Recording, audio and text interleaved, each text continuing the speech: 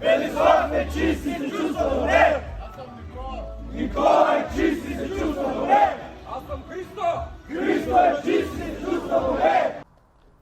Казвам се Велислав и съм на 37 години и родом от град Павликени и съм зависим.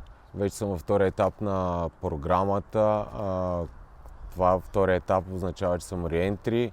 Изкарах първия етап, който е в терапевтичния център Свети Илия.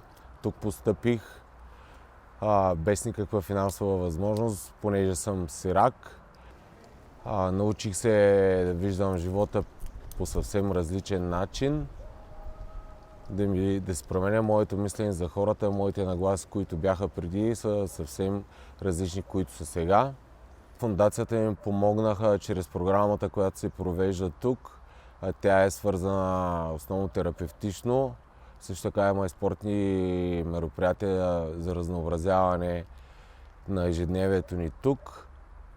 Също така се надявам вие да помогнете за тази наша кауза, защото със сигурност има много хора като мене, които имат нужда от помощ, но нямат финансовата възможност. Велислав е чист и се чувства добре! Аз съм Никола! Никола е чист и се чувства добре! Аз съм Христо! Христо е чист!